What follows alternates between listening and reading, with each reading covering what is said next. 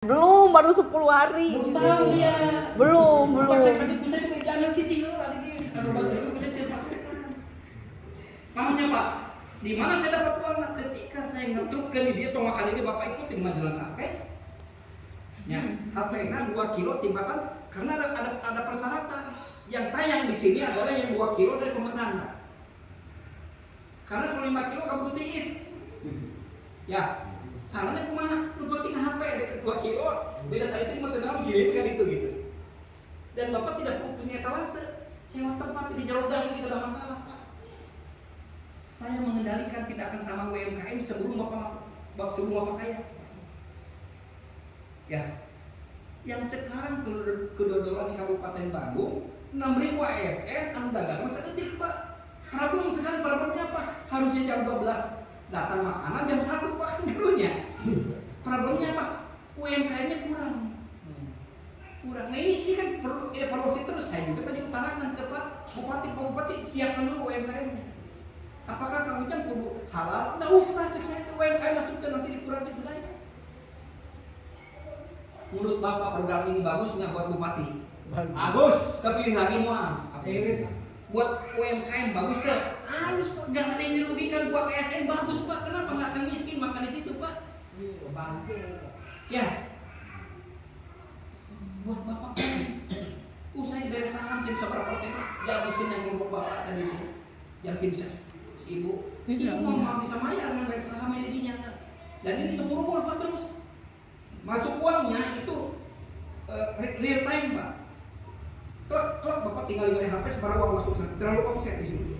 Dan langsung masuk secara otomatis ke mana? Masuk otomatis semua Pak. Itu yang saya jalankan. Mana sekarangnya ininya ada di Play Store Pak. Tinggal itu. Oke? Play Store. Pas masuk saja tuh udah ada logonya di sini. Bisa Bandung, bisa dan sebagainya. Saya masukin di sini. Saya masukin ke sini passwordnya.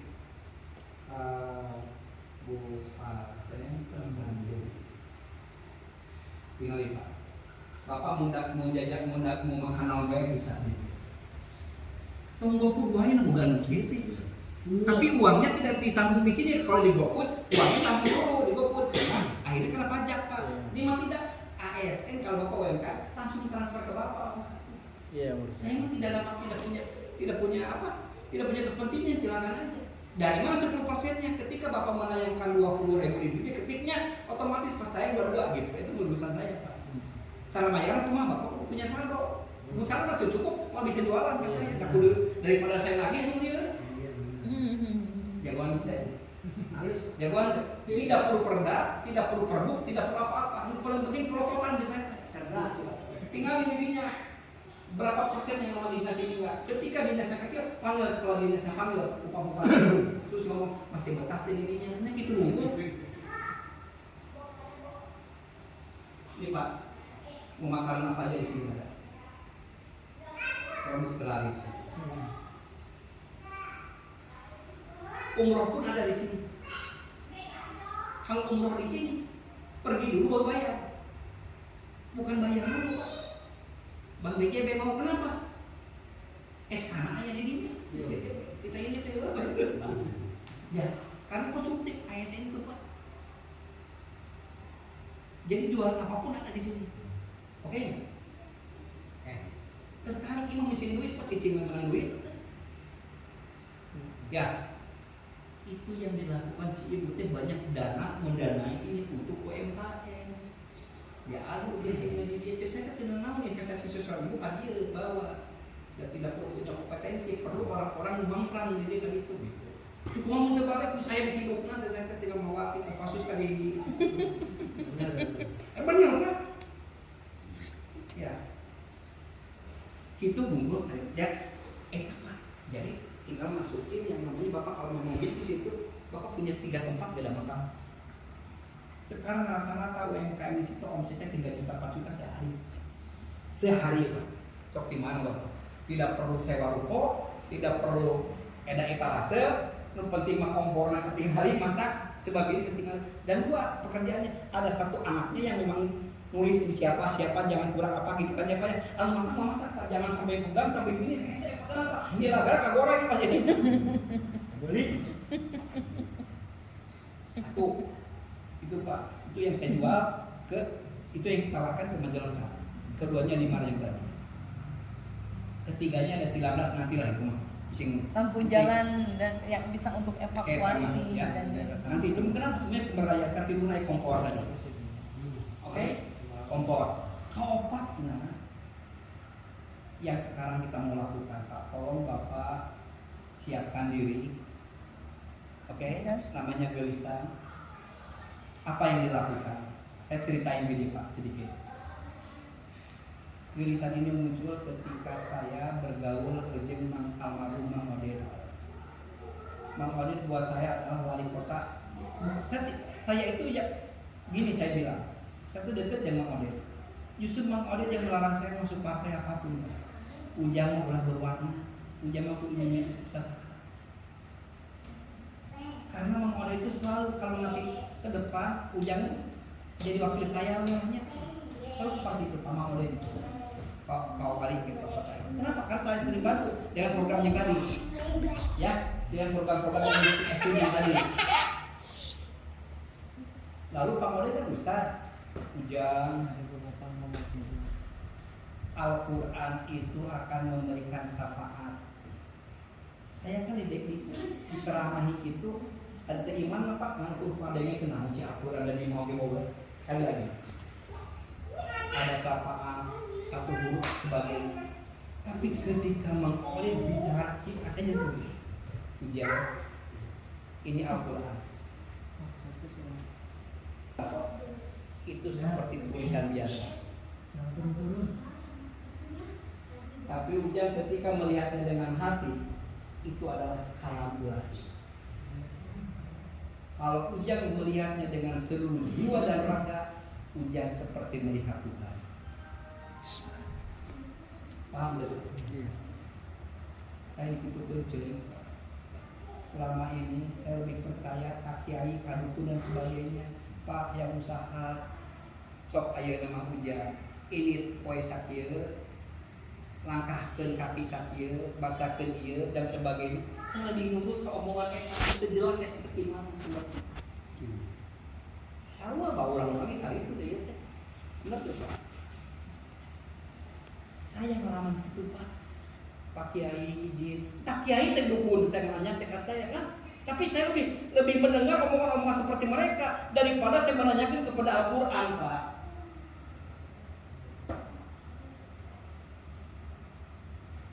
Era Pak saya kupang udah dikitu. Ya. Ujar, siapapun yang memuliakan Al-Quran, mulia hidupnya.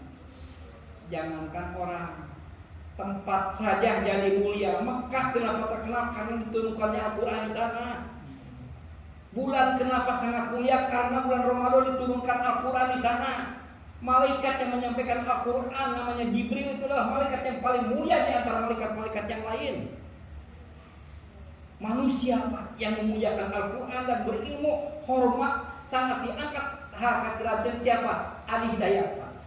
Saya harus jawab. Al-Ujang tinggalin Al-Quran. Mang Oded ngomong gitu ke saya. Saya selesai ampar Pak. Cuekin bisa Al-Quran teh tahu sih. Tulisan kumaha? Boro-boro wande wanjut awalnya Pak. Disentuh hati saya. Kan ujang-ujang masukin geras hatena. Baca aja dulu, belajar dulu. Diajar saya teh Mang Oded Pak. Ya, mulai kerasa apa kenikmatan. Ujang yang paling penting sebelum Ujang buka HP, enggak sholat subuh, zikir sampai nungguan yang namanya suruh minimal 10 ayat baca Al-Quran. Istiqomah Ujang dibacaku saya Pak, celik saya butuh teh. Dipertemukan dengan orang-orang seperti Ustaz Iwan Subhan, dipertemukan saya Pak. Wallah teh Pak. Akhirnya saya menjadi propaganda melebihi, bukan melebihi ya. Terinspirasi ijabah tabligh Pak, saya jadi ngomong kemana-mana. Kata Mang Oded Kang Ujang, 1 huruf 10 kebaikan. Ujang ini macam Bismillahirrahmanirrahim sabaraha huruf dikalikan 10 kebaikan. Ujang akan mendapatkan itu. Al-Quran ketika dibaca akan datangkan syafaat. Nanti ketika di alam kubur itu yang akan menemani kan itu ya Pak ya. Ujama geus bisa maca, akhirnya ke saya kan saya tidak bisa baca Al-Quran dengan tajwidnya Pak, maharojnya belajar, tajwidnya belajar kan gitu. Tapi kan berbaturan teman-teman saya seperti bapak-bapak kita kan belum tentu bisa baca Pak, sorry. Jujur ini betul. Akhirnya saya kepedulian terhadap kawan-kawan saya atau masyarakat yang belum bisa baca kumaha. Nah mulai Pak, ini kenapa ada garisan. Ngomong ke model saya, Pak Wali kalau nanti meninggal dunia, ku Allah bakal ditanya karena wali kota Bandung teh bukan hanya wali kota anu bisa baca Al-Quran, bukan hanya wali kota PKS, bilang gitu. Tapi wali kota seluruh kota Bandung, lamun Bapak ayeuna tidak punya kebijakan yang tidak pro Al-Quran, Bapak silakan. Udah kumaha tuh jam? Berikan kesempatan orang-orang yang tidak bisa baca Al-Quran masuk surga. Kumaha carana kan bisa bacana? Saya punya ide. Ide naon? Nulis Al-Quran. Carana kumaha? Dan nulis Al-Quran boro-boro mah canggul dewe hese. Babari Pak, nah ningali anak saya nulis Al-Quran ngajiplak anu lampung. Paham enggak Pak? Kami Pak Quran belakang. Tuh Quran apa? Geus dihakikakeun di patenten. Tuh itu tadi luhur tadi. Tuh anu biru sana saya Pak Quran. Aman. Jadi teh pikiran mah tah anu biru. Iya. Saya sampai bisa barusan di majalah kaki kita lakukan ngomong. Kenapa? Ini kampanye murah. Ini santai lah, dapat saya. Mana mikir kampanye tenang buat saya mah dekan oke. Kenapa Pak? Tapi mas saya nemu kenapa bisa izin saya. Ini 20% pada fotokopi Pak, jangan ngambilin. Bapak ketika nulis sekian, itu bisa mencapai tetap 2 pahala. Yang luar biasa ujungnya. Ketika Bapak habis membuat seperti ini, Al-Quran akan menjadi legacy, akan menjadi warisan buat anak Bapak. Ketika Bapak sudah meninggal dunia, Al-Quran terpampang di meja seperti itu. Barulah dengan tuh ambil Al-Quran. Pas muka pasti cil. Iya. Tulisan Bapak. Tulisan Bapak. Dalam nggak garisan setelah saya cerita ini? Kita meninggal dunia, anak cucu kita yang baca. Bupati yang lakukan ini kita lakukan dulu Pak, jangan dulu ke masyarakat yang lain. Berikan dulu kepada anak-anak thalassemia, anak yang 3 bulan lagi meninggal dunia, 3 bulan lagi meninggal dunia karena harus cuci darah setiap minggu itu 2 kali Pak. Iya Pak, benar.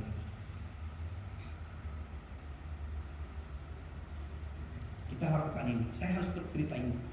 Bulina adalah satu-satunya orang yang memberikan motivasi. Nanti Bapak mencobain dulu bagaimana hebatnya Bulina. Kan saya kasih tahu aja. Kan ini udah munculin sama saya Pak. Tapi ikutin seluruh perintah Bulina, ikutin Bapak. Masih belajar. Masyarakat.